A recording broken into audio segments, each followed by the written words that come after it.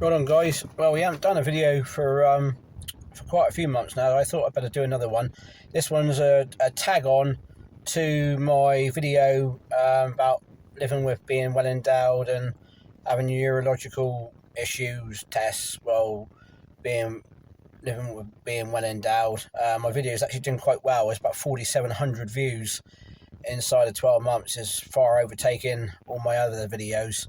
Those that follow my stream know that I'm, excuse the pun, I self-cath due to Botox, which I have because I have end-stage interstitial cystitis.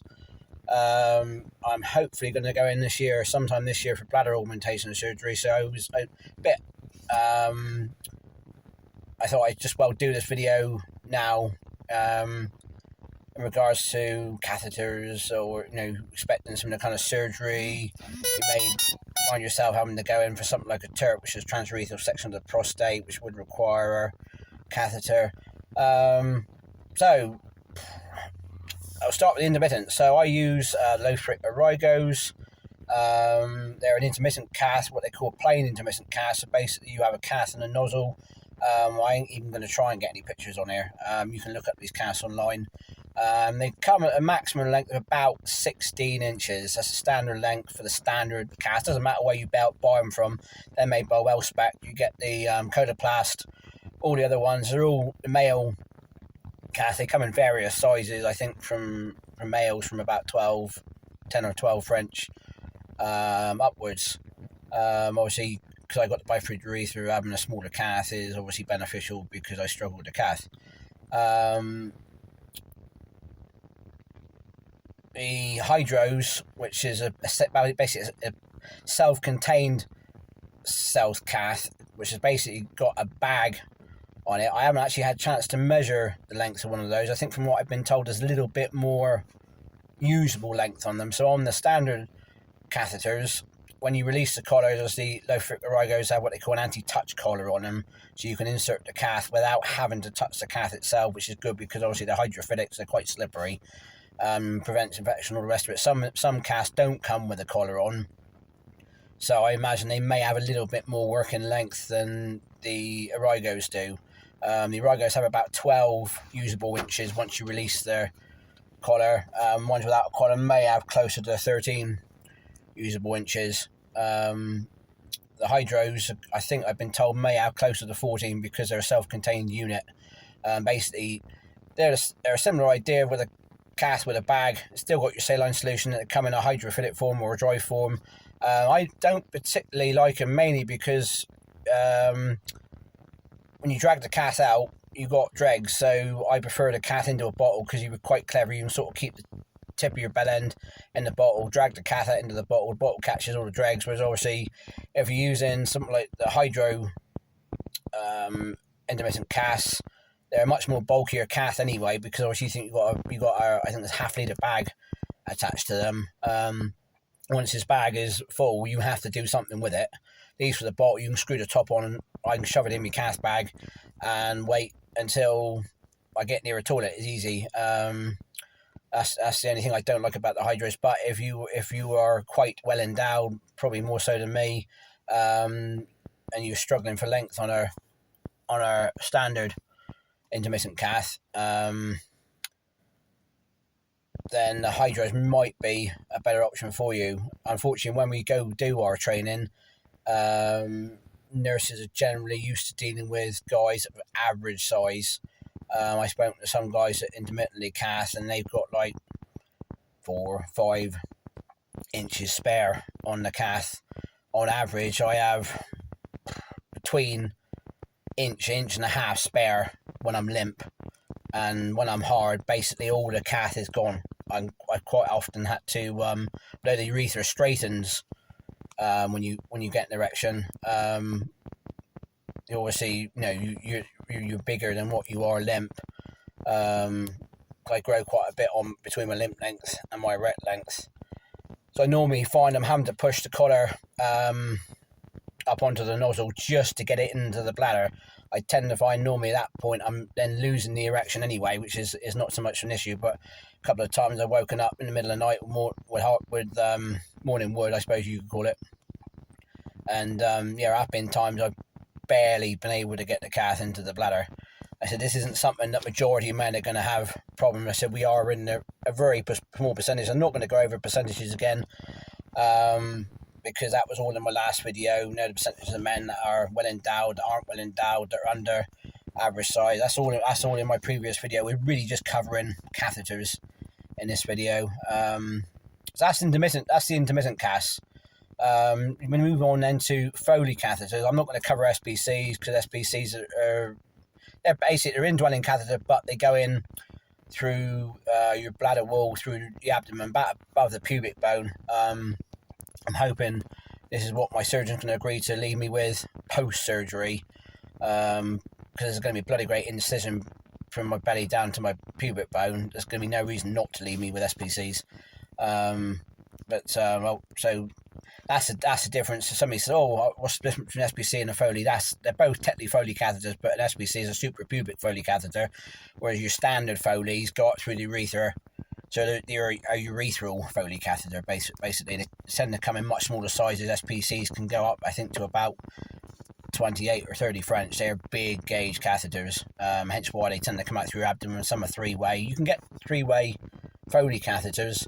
I think they use them quite a bit for irrigation after TERPs, and I think they use quite a bit now for bladder chemo, where they pump chemo drugs directly into the bladder itself.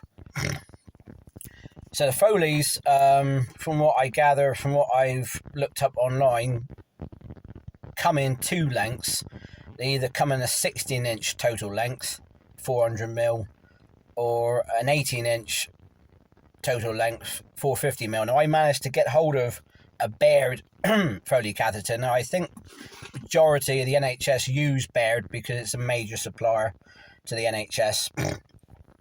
They may well use other makes, but when I looked up online, it seemed to be a major medical supplier. So assumption is most of your district nurses, most of your urology departments are going to have Baird catheters. So most of them are probably going to be 18 inches, but so they do seem to offer. We're not covering female pediatric catheters. These are purely male adult catheters. Again, sizes from 12 up to, I think, nearly 20. A chap I know had some tumours removed, and he had a 20 gauge cath for 4 weeks. Well, fuck that. No, for a lark, there's no way I'd be putting up with that awake. I could cope with that. No, sleep wouldn't be a problem, but fuck, I'd be having a 20 gauge cath awake, and that's a big old catheter. So obviously on your Foleys you have, again, I can't put no pictures out, I'm not even going to try, you have a look online. You have a Y, so basically you have two ports. You have your normal drainage port like you would on an intermittent cath, and you have the injection port. Basically it comes with a pre-filled syringe, normally about 30 mils, and then you have a balloon set about inch and a half down from the tip, which is inflated via this port, and that's basically what keeps the catheter in, because your natural will for the body is to expel it, so you can't keep a catheter in without the balloon. Obviously, so the balloon obviously reduces its working length quite considerably. They normally reckon, guidance I've read is you wait until urine flows and then insert another 5 centimetres, and that should basically give enough for the balloon. The cath I bought, I took the liberty of measuring. I took a total measurement, before I inflated the balloon, measurement between the Y and the tip, which I think was about 13 3/4 inches. May have been tad on 14 inches between the tip and the Y. So you think, well, that's not bad. No, 14 inches, that's a long urethra. But once you inflate the balloon, that then took it down to, time you got the balloon and the tip, it reduced it quite significantly. I think we was down to just on 13 inches. You might have been 12 3/4 of working length. So you think you have a 16-inch Foley cath, that working length now has got dropped from, say, 13 inches down to 11 inches. Which obviously for most average guys, they're 5 inches hard or whatever. So you think you got an 8-inch urethra, might be 10 inches hard. You should have on a 16-inch cath, you should have comfortably an inch and a half, depending on your size, to play with. It's loose between when you're hard. I have heard tales of some men having painful erections, mainly because you got the erection pushing up against the tip of your bell end, pushing up against the wire on the outside. You got the balloon pulling against your bladder neck on the inside. And unless you've had a circumcision or urethroplasty, which is obviously where they repair the urethra, take out strictures, etc., and you're fit and healthy in terms of sexual function, sort of thing. It's all well and good. Nurses saying, "Oh, well, you won't get an erection." You fucking will get an erection. At the end of the day, you may not get one awake, but you're going to get them asleep. And I think that's what causes the trouble, because it's involuntary. At the end of the day, so I was a little bit perturbed when I measured this cast. If I'm thinking, well, shit, there's only sort of like 12 and a half, maybe 12 and 3/4 usable inches, when I know full well on the intermittents, I'm having to push. No, I'm having to use every inch of the usable cast when I'm hard. So I think I got quite a strong argument for. Although they put a Foley in, obviously, when I'm asleep while they're doing the operation to keep the bladder drained, for not having a Foley afterwards, because basically it's not going to, even on an 18-inch Foley cath, it's not really going to be enough free play for me to get a hard on. Basically, it might be, but you're going to be literally right up against, and if they had a 16-inch, be no way, no chance. No, I would use nearly all of a 16-inch cath limp. At the end of the day, no, you would be nothing left on it. And problem is, you think, oh, what's the problem with that? Problem is, you've heard a lot of cases, especially people get bladder spasms. The balloon can either pop the balloon, which means catheter will come out, which I suppose is the best case scenario. Worst case, I have a situation where the balloon actually compresses enough to get pulled down to your urethra and cause horrendous damage to the bladder urethra. You don't want undue pressure on that cath. I said for majority of average men, no, Christ, 18-inch cath, you'd have miles of room. But once you're sort of over, you're sort of getting over 8 inches hard. You are you're basically in a situation where your cath isn't going to work at the end of the day, unless you're in a situation really where you haven't got no sexual function and you can't really no longer get an erection, not either through will or subconsciously. Then really over 8 inches, a Foley catheter is just going to be a no-go. At the end of the day, I'm really right on the limit where an 18-inch Foley cath is just enough there, hard. There is literally just enough there. If hopefully never find myself in a situation where I have to have a transurethral section of the prostate in later life. But cathing, it can cause strictures, all the rest of it. I would sooner opt, if I had issues like that, I would sooner opt say, well, while you're in there, put an SPC in. I'd have an SPC until things are healed, which is obviously the alternative. They like Foleys because if you suddenly go into retention, they can stick it in, drain the bladder, and it's all good. With obviously an SPC, you have to go in and have it done either under spine or under general, to have it placed via a guide wire. Obviously, once it's taken out, it heals up again quick enough. So that's the sort of situation with the Foleys, really, sort of thing. It really took to buy one because they would say, oh, nobody would actually give you any kind of dimensions as to what the usable length between the balloon and the Y is on these casts. For average men, which majority of the time urologists and nurses and GPs are dealing with, sort of thing, your average 16-inch Foley cath is adequate. But those of us that sort of fall into the well-endowed section, there's I think one nurse I spoke to on one of the feeds did say some of the catheter companies can make up special order casts. So if you were someone that finding you was having to use Foleys all the time, maybe a one-off fee, they would maybe make you some Foley catheters which obviously exceed the 18-inch length of your standard catheters, basically, sort of thing. They seem to give that impression. I think Baird, I think, was one that was no option when I looked on the website for bespoke catheters, but they seem to give the impression that bespoke catheters could be made if necessary. And obviously, like I said, end of the day, if you're to use intermittent cast and you're on the well endowed side, sort of thing, is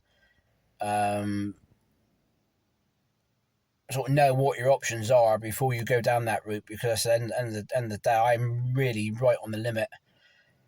And there's nothing worse than your middle of the night busting for a pee and you got a hard on thinking, I need a piss. It's harder. I'm gonna have to cath come what may, which is fine. I can just about get the cath in. But if you're a situation where you were bigger than me, limp, bigger than me, hard, sorry, you'd be baiting your neck for a piss, and unfortunately, the hard on makes it even harder to go for a pee. So it's a case really that it's shit or bust at the end of the day. So you sort of really want to know. It didn't really occur to me to kind of discuss these kind of options when I went for my catheter training sort of thing. Because you think, there's plenty of length, and when I was cathing, I thought, oh, Christ, there's a lot of that cath gone inside, and you sort of pushing it in and pushing it in and pushing it in and pushing it in, and think, well, no, it's got to hit the bladder in a minute, and you're sort of down to the last inch and a half before you get urine flow, where most men are sort of like 4 or 5 inches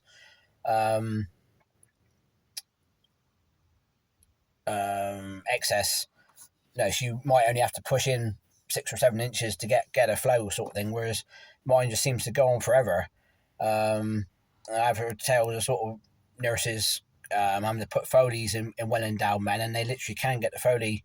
No, the Foley isn't long enough to get into the bladder, let alone inflate the balloon sort of thing. And this can cause all kinds of real issues if you're in a situation where you're in retention, because it's if you can't pee for whatever reason, could be enlarged prostate, or like me, I with Botox went into retention sort of thing. You could end up finding yourself in the shit, really, because there is no contingency. At the end of the day, you can't add a piece onto a catheter. You can't clip another piece on and think, that's right, we'll make it longer sort of thing. They come in their set lengths, and I had 2 or 3 samples from when I went into Botox last year. I ran out of catheters in the ward because I'd had some bad frequency, and the nurse had brought me some different makes that they had kicking around in my size sort of thing, and they're all within a few mil, the same kind of length. So the hydros are a little bit longer, but then they're much more bulkier cath.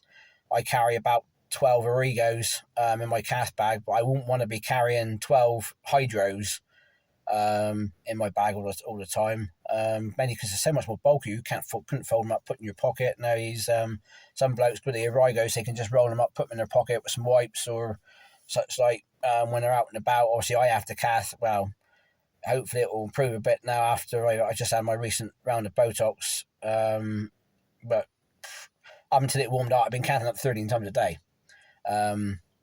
So I tend to take 12 with me to work, and then obviously I've got a few I use in the morning, a few I use in the evening from my box that I got at home. So obviously, you start carrying large amounts of hydros around with you. But I think I must measure one of the hydros and just see out of interest, because both the ones I got are out of date anyway. It's just be interesting to see if there is a little bit more length on the hydros. Not that it matters to me at the end of the day, but if anyone was sort of trying to find a cath that was a little bit longer than the standard intermittents, and it's not the sort of thing you really present to urologist sort of thing. By the way, sort of thing. No, and the day when I was first examined by my GP and my urologist sort of thing, they'd be able to see that I'm well endowed. No, they aren't going to say as much sort of thing. At the end of the day, I got twice as much length limp as what an average man has. Or lying on your back, I suppose, is less noticeable sort of thing. But it's very obvious that no, I'm well above average. But it's not the sort of conversation you bring up with your urologist or your urology nurse, really, unless there is an issue with the fact you are so well endowed. This is the trouble at the end of the day. So it's a subject that if you find yourself in such a situation, I said there's not a really lot of guidance out there. That's why I've done some of my videos, really, because I'm trying to answer the kind of questions that most people are either afraid to ask or don't know to ask, or may not be able to find the answers. Because if I spoke to a urology nurse, they'll give you the total length of a cath, but it isn't going to tell you what the working length is. This is what I sort of try to do in my videos: is give the working lengths, so you know really what you've got to play with. Because to me, really, it's been a case really of been trial and error. At the end of the day, I was all right when I did my training. I could still pee normally, as crap as what it was. I could still, so it wasn't really too much of an issue. But if you're in a situation sort of thing where you're being taught to cath because you can't pee, or you're really struggling to pee, and you've got to sort of drain off excess urine sort of thing, you want to know that you can say, I'm going to need this particular cath because now I've got this much working length on it. Or if somebody was suggesting the Foley, Foleys are not, they're more softer than the Rygo. Rygos are quite a stiff catheter. I don't particularly mind them, and I'm not going to start fucking around trying other makes of catheters sort of thing. Though some are a bit more rubbery. I said that the Foleys are more silicone based, so they're a bit softer going in. But it's I wouldn't want somebody shoving a large bore Foley up inside me. One thing, I'm doing it asleep, but I would be more, if I had to have a Foley, I would be more inclined to do it myself than have a nurse or a GP. I said I've been there once before with a flexiscope, and he wasn't particularly pleasant. That was, I think, sort of 16 French kind of size at the end of the day. So hopefully this has cleared up our few things for the catheters. Please hit the subscribe button. I got quite a few subscribers, but I can always use a few more. Any questions, drop them in the box below. Any queries, I'm always happy to answer comments. That's it for the day, guys. Right on. Cheers and bye.